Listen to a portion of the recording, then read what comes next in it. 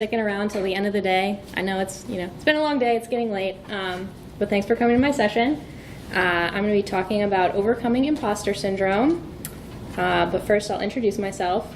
I'm Kristen. I just graduated from the University of Michigan with a Master of Science in Information, which I know is kind of a mouthful. But more relevant to this talk, I'm also a developer and have been for about the past 4 years. Most of that has been front-end and Ruby on Rails, but in the past year or so I've also gotten into Drupal development, which is how I ended up here at Twin Cities Drupal Camp. And if you would like to find me on Twitter or pretty much anywhere else on the internet, there's my handle. So before I talk about overcoming imposter syndrome, I'm going to talk for a minute about imposter syndrome and what that means.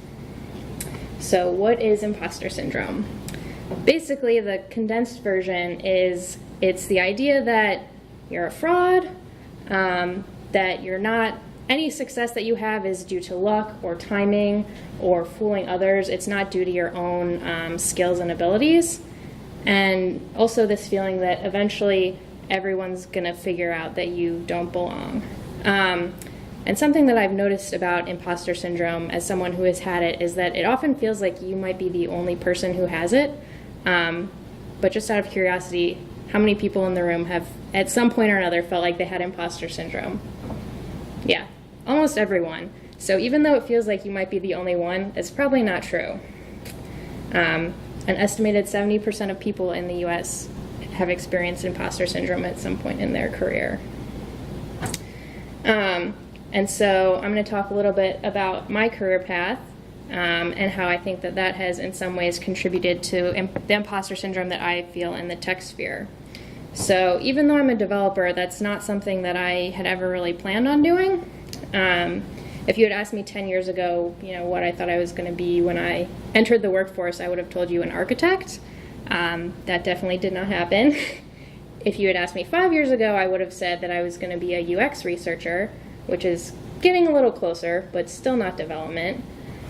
So the way that it actually happened is after college I did get a job in UX research, and then very quickly the project that I had been hired onto, due to time constraints and budget and whatnot, they decided, oh, well, we don't really necessarily have time to do all this UX work. It would actually be more helpful to us if you did front-end development work. So I said, okay. I started doing front-end development work, and after a few months of that, they'd come back to me and say, oh, well, actually what we really need is for you to do back-end development work. So I definitely fell into it, and it was not something I really had a huge background in. I'd taken a couple programming classes in college, but it was never something I felt that I was particularly good at necessarily. And kind of falling into it without having this background and learning a lot as I was going along, I felt really intimidated because I didn't necessarily know as much about it as other people did. But I thought, as I learn and as I get better at this, I'm going to start to feel more comfortable.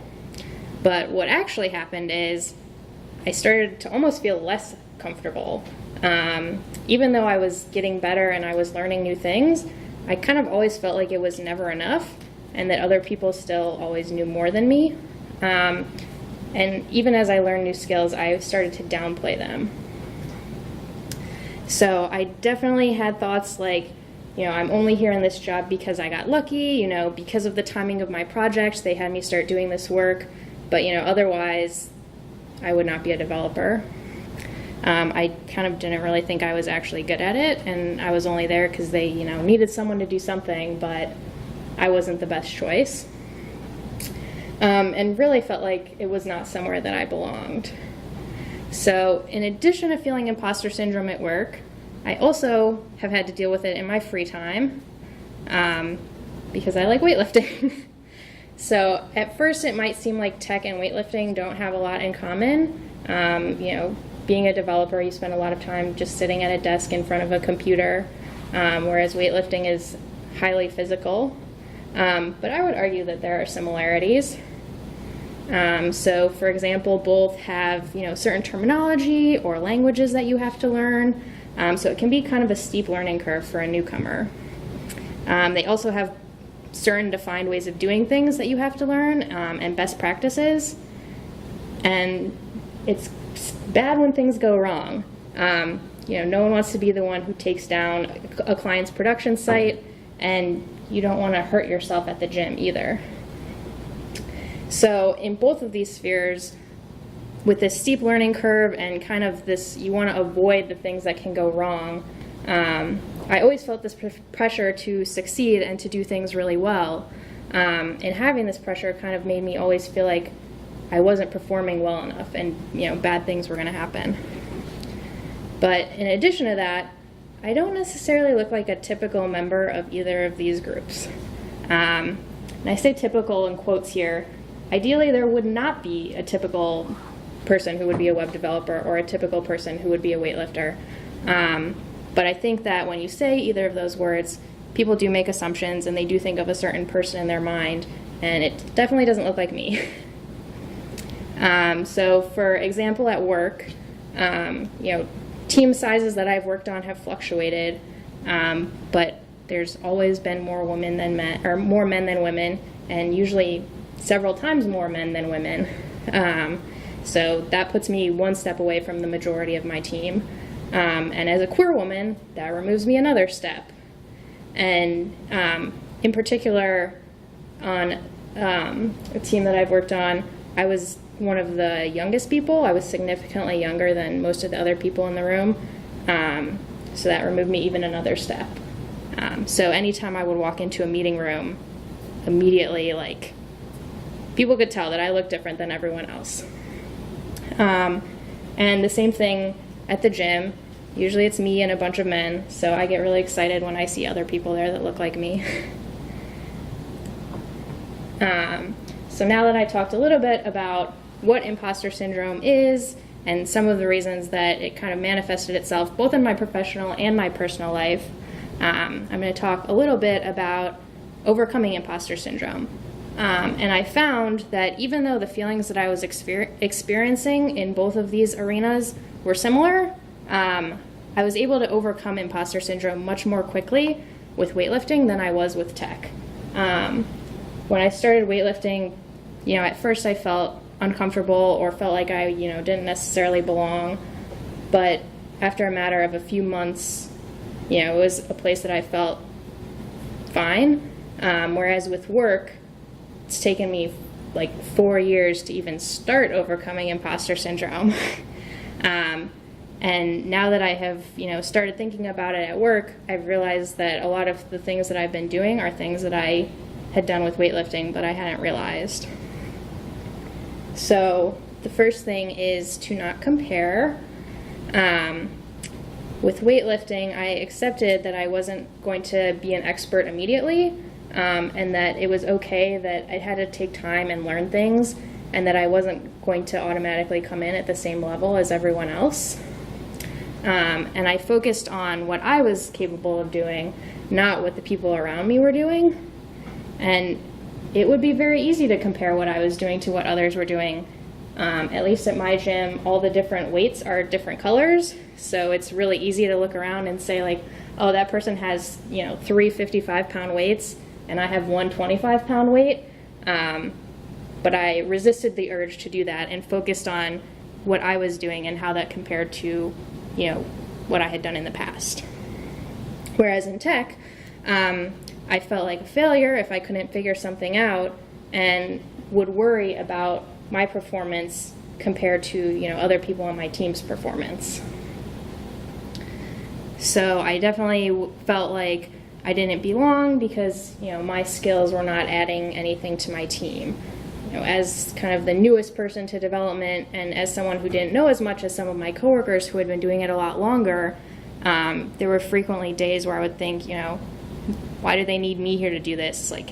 Anyone else could do this task. It doesn't matter whether I could or not, because anyone else could do it.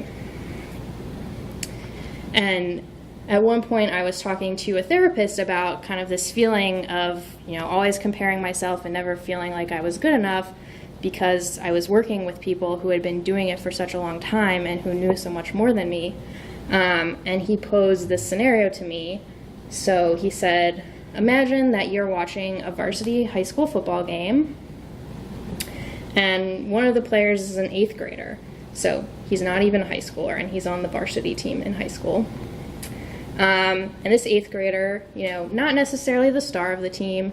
He's not the quarterback, but he makes good plays, and he's there for his teammates when they need him. And then he asked me, what would your impression of this 8th grader be? And I was like, well, I would be pretty impressed that he's on this team playing with, people who are so much better than him. And, he's still contributing. He's making plays, even if, he's maybe not the star. And then I, immediately realized, oh, this is what you think I should think about myself at work. And it's true.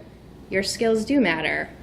Even if it doesn't always feel like it, you're still providing value to your team. And probably there are things that you can do better than others. You may just be ignoring them to focus on the things that you can't do as well. For example, I was a lot better at CSS than a lot of my coworkers, but I was ignoring that and focusing on how I was not as good at writing Ruby code. So, learning to focus on my skills and what I was really good at helped me feel better about the accomplishments that I was making. But even when working on things that I wasn't as good at, I found that it was important not to compare myself always to other people, and to accept that, maybe in 10 years I'll be doing this when I have more experience, but it's okay that I don't have that now. And so, it's good to focus on the things that you're good at, but, sometimes there will be things that we don't know. And a lot of times I was scared to ask questions because I felt like people would judge me, or they would, if I asked a question, they would realize, oh yeah, she doesn't actually know what she's doing. But I would say, don't be afraid to actually reach out and ask for help. So with weightlifting, I had no trouble going and reaching out to people if I was unsure on how to do a certain move. Or sometimes I did assisted exercises, like doing push-ups on my knees to build up strength, and thought that that was, a good way to improve. I didn't necessarily see it as a weakness. Whereas with tech, I always had this pressure that I needed to figure things out on my own, and I thought that, if I asked questions, people would think that they were dumb, or they would realize that I didn't know what I was doing, and that, I shouldn't actually be on the team. But, so I was constantly worried that people were gonna, figure me out as a fraud if I started asking questions. But no one has all the answers. Even the person who you think has all the answers does not have all the answers. And I've found that, telling myself that it's okay to ask for help has allowed me to build my skills more quickly, rather than struggling for, several hours or a day with something. I get to a point where I realize, okay, I need to reach out to someone else and get help to get this done. So, now I've figured something out, I've learned something, and it allows me to move on more quickly. And then, the next time I encounter the same problem, I do know how to solve it, which has helped build my confidence. And, no one has all the answers, and everyone has to ask for help sometimes. Even those people who you think know everything, they're asking other people for help as well. So, even when we get stuck and have to ask for help because we don't know something, that's okay. And not every day is going to be great. So, when those days happen, when we do get stuck and we do need a lot of help, rather than feeling like a failure, I found that it's important to keep a mindset of, trying not to let that discourage you. So with weightlifting, if I wasn't able to perform well, I usually blamed it on the circumstances.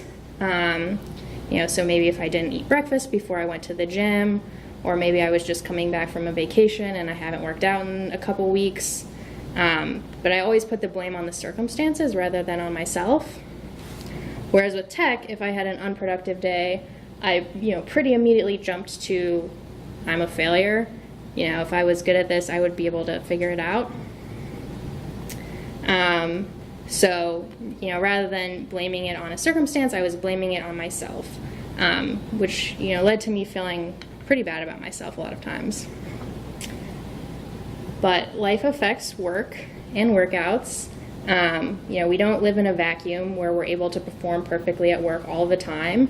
And sometimes we will have bad days. And accepting that and knowing that they will happen has helped me to not blame myself as much and not feel like a failure when they happen. It's helped me to recognize, oh, hey, I didn't get enough sleep last night, maybe that's why I can't figure this out. Or, oh, I have this problem going on in my personal life, and that's, starting to affect my work, rather than immediately jumping to, feeling like I'm a failure. And so when we have these tough days, a lot of times it can be difficult to stay motivated or, to want to improve. But, improving helps us to build confidence and helps us to feel more comfortable in where we are. So it's an important thing to work on. And I found that setting goals is a good way to help me stay motivated to get better, even when I have bad days. And I have set goals both for weightlifting and tech, but they have ended up looking pretty different. So, like, for weightlifting, one of my goals was to deadlift 200 pounds by the end of June. I would say that's a pretty good goal, and I'll be able to tell if I've met it by the end of the month. Whereas my goals in tech were usually get better at coding, which I have no idea what that means. And so I have no way to know if I've met it. Sure, I've probably gotten better at coding, but I have no way to necessarily prove that or show that to myself. So, it kind of led to me thinking, I'm not really good at this because I couldn't really point to anything that proved that I was getting better. So I found that, in setting goals, it was important to pick something that's quantifiable so that you can tell that you've actually met your goal. And also to set a time frame. I know that we're all busy people, and I think a lot of times if we don't give ourselves a deadline, it's really easy to push things off. So I found that setting some kind of time frame, and a lot of that is a little bit of guesswork as to how fast you'll be able to accomplish something, but setting a deadline at least keeps it in your mind as something that you should be working towards. And it's okay to adjust it if necessary. Like my deadlifting goal, my goal is to reach that by the time I graduated, which didn't end up happening, and I ended up pushing it back a little bit. But, having that deadline still helped me to move towards it more easily. So, it's important to be able to meet goals to help grow your skills and grow your confidence in the area. But it's really hard to meet your goals if you actually don't know what they are. So I found that setting achievable goals helps me to stay motivated and excited, and it gives me a reason to not quit when I have a bad day and to push through that instead. And somewhat related to goal setting, we probably don't set a goal and then immediately achieve it. There's probably a lot of steps that we take along the way towards meeting a goal. And it's important to acknowledge those small steps, even if they are small. So with weightlifting, I always celebrated my achievements and any progress that I made. And, that was pretty easy to do because it's a very discrete thing. So it was easy to tell that I, had added 5 pounds to what I could lift from the week before. Whereas in tech, I definitely downplayed my achievements. And when people would compliment me on something that I had done, or when they would say that I did a good job on something, a lot of times I would say that it wasn't that hard, which at first seems kind of like modesty, like you're trying not to sound too smart. But I think what it actually is suggesting that, it wasn't that hard, because if it was hard, I wouldn't have been able to do it. So I've learned that, when people tell you you do a good job on something, and when people acknowledge something that you've done, it's okay to take that at face value and just believe what they tell you, rather than downplaying it or arguing with them. When I tell other people that they've done a good job, I'm not lying to them or just trying to, say it to be nice to them. I'm saying it because I really believe it.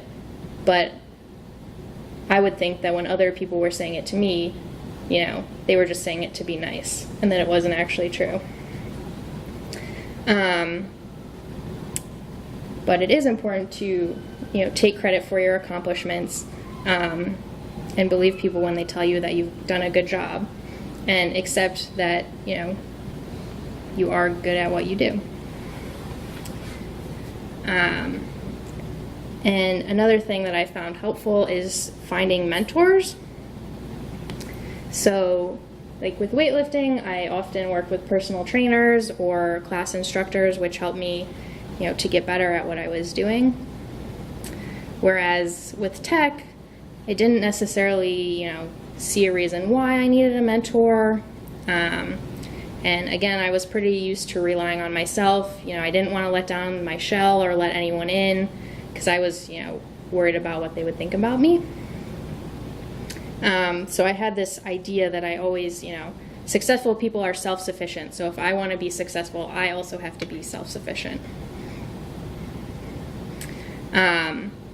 But, sometimes you need that outside motivation from someone else to push yourself further than you would go on your own. Like at the gym, sometimes, my trainer would put a lot more weight onto a bar than I thought that I would be able to lift. And I would look at her really skeptically and say, I don't think I'm going to be able to do that. And then I would try, and usually I was able to, even if I didn't initially think I would be able to be. So I found that having that outside voice to kind of push you out of your comfort zone has been really helpful in, both learning and gaining confidence. And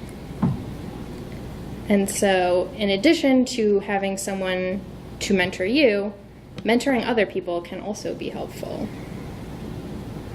With weightlifting, I have friends that I talk about it with, and I encourage them to try it out, even if it's something that they don't necessarily think that they would enjoy or be good at.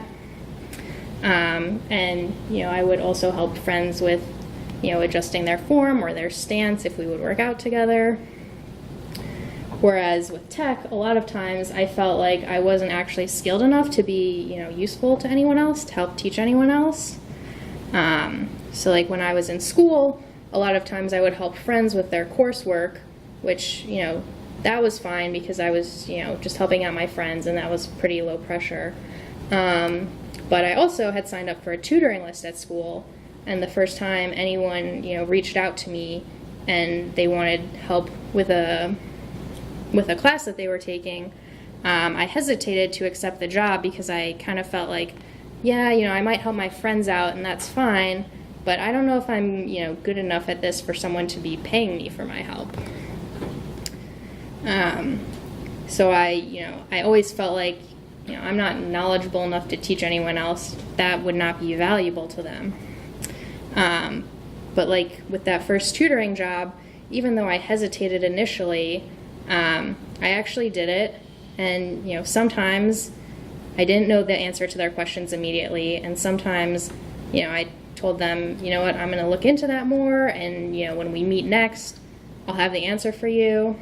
And that was okay. And after the end of the semester, they actually ended up telling me that, the tutoring sessions were really helpful and that they had improved in the class a lot because of my help.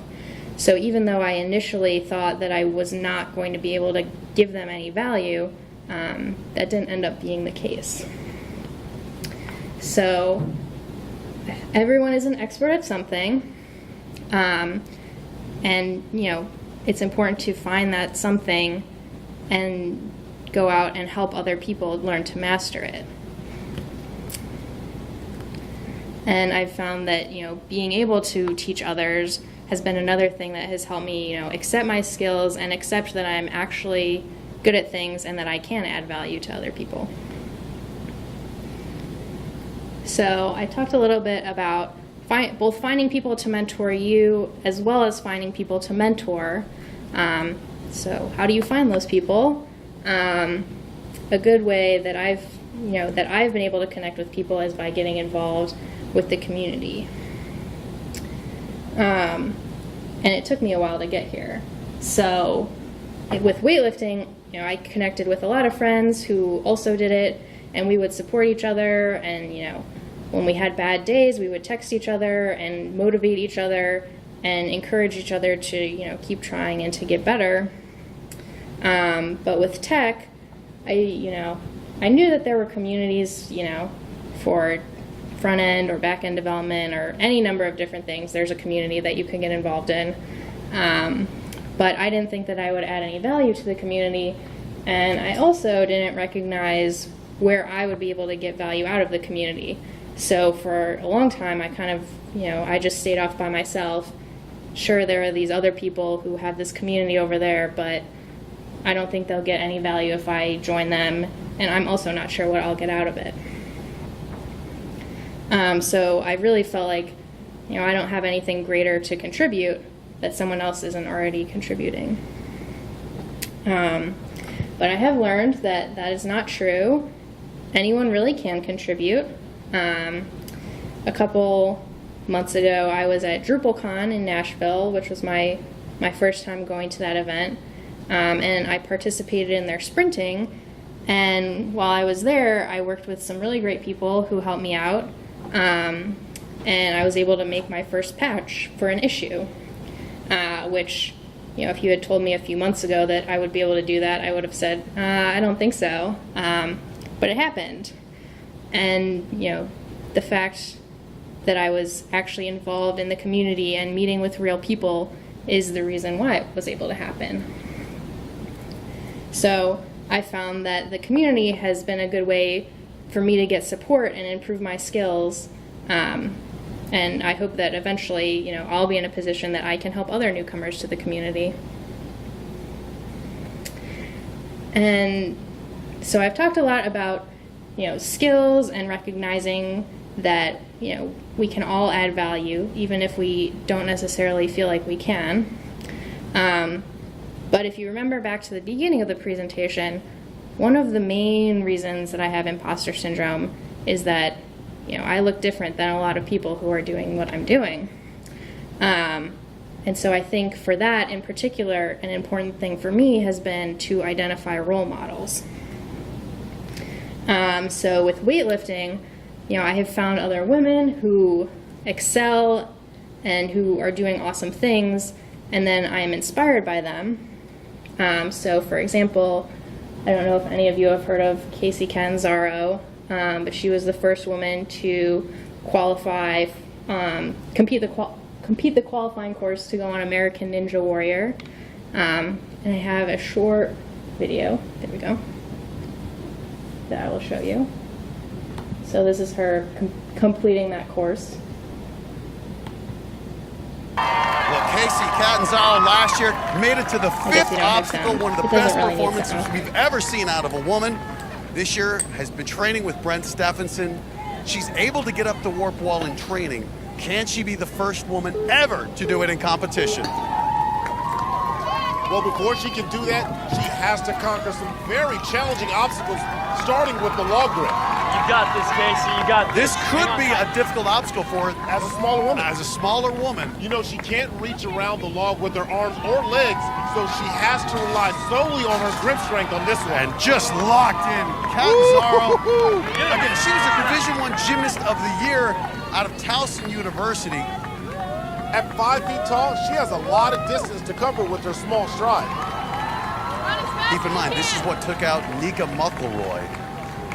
Took her out hard. Oh, a little slip, but Catanzaro threw it. Look at the crowd, they're getting excited. Well, now here's the thing. With the swing jump, this is one of the only places that her weight is a disadvantage. She has to get this thing swinging to avoid a large distance when she leaps. She's got it. Oh, a slip with the feet, but she holds on. You can see this woman is so strong. Just 100 pounds, but all of it muscle. But here, we talked to her beforehand. She said the one obstacle she was concerned about was the ring toss. Not because of necessarily the upper body strength, but because of the reach, 5 feet tall. A couple of women have made it to the ring toss tonight, but none has gotten past it. This is a real test. A person's wingspan is about the same as their height, so Casey can only reach out about 5 feet from the end of one outstretched arm to the other. Casey has to be feeling the nerves now that she's inching her way closer to that warped wall. Only 2 women have ever made it past the 5th obstacle in American Ninja Warrior history. So I will say it's much less exciting. One of the hardest parts is coming up, which is transferring to the next part. But, you know, as a 5-foot tall woman, Casey is not a typical competitor, you know, on these obstacle courses. And her height, you know, kind of gives her disadvantage, you know, because she can't reach as far and is not as tall.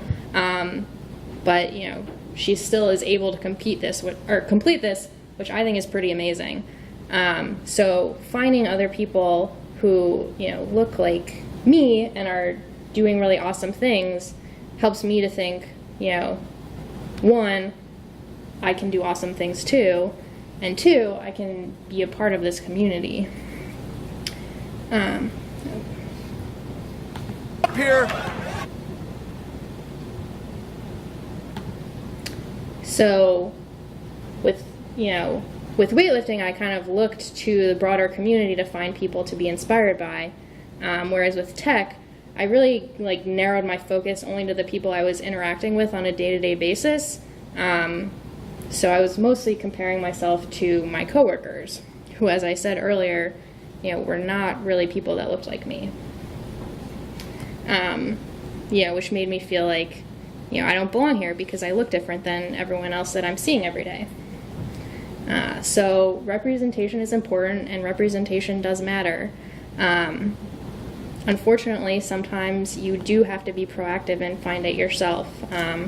Sometimes the people who are immediately surrounding you won't necessarily look like you, but they are out there. And I've found that, you know, finding and identifying those people has helped me feel like I do have a place in the community and that I can do, you know, things just as great as anyone else. So the main takeaways are, you know, your skills do matter and you are adding value, even though you might sometimes feel like you aren't. You are. No one has all the answers. Even people who seem like they do, you know, still need help sometimes, and it's okay to ask for help. Life affects work, and sometimes that means that you'll have bad days. That's okay, and they're going to happen. It doesn't mean that you aren't good enough to be here. Goals are important to help you stay motivated, but it's really hard to meet them if you don't have a clear idea of what they are. So make sure that when you're setting goals, they're quantifiable. When people acknowledge you, it's okay to believe them. Don't downplay them or assume that they're not telling the truth. It's okay to accept praise. Sometimes you need to find someone else to give you a push to go further, and who will help get you out of your comfort zone. Everyone's an expert at something, so find those things that you're an expert at and help others with them. Anyone can contribute to the community, so don't be afraid to get involved. And representation matters, so if you don't see people around you who look like you, look for people who do, because they are out there. And finally, probably the biggest takeaway is that this is a process that takes a lot of time. I've been, it took me four years to even start overcoming my imposter syndrome, and that's still something that I'm working on. So know that it won't happen overnight.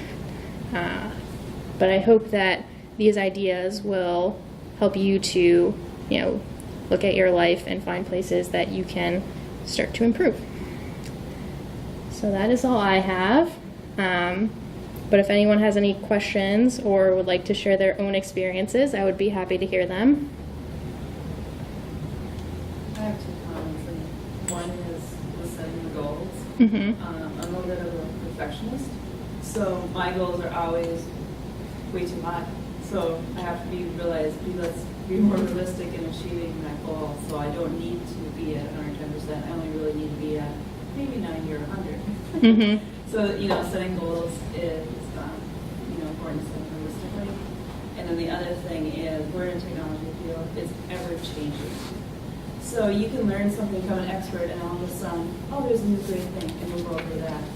And even though you may not know that new technology, you have most likely the background and the skills to move over to learn that new technology, so don't be scared to transition and go, okay, I don't know, I'm not an expert over here, give me a little time, I'll figure it out, etc.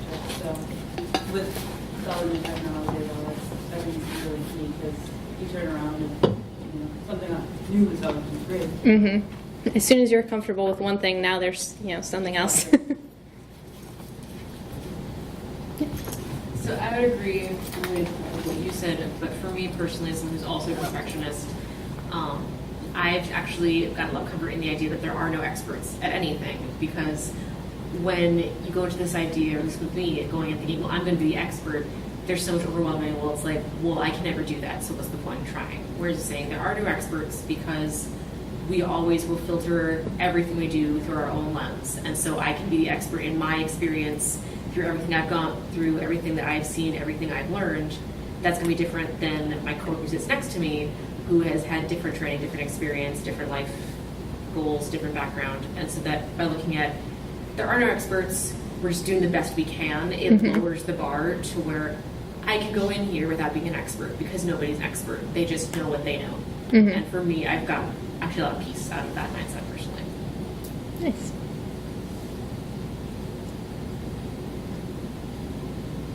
All right, well, I will let you all go. But thanks for coming, and I hope you have been inspired to work on overcoming imposter syndrome. Thank you.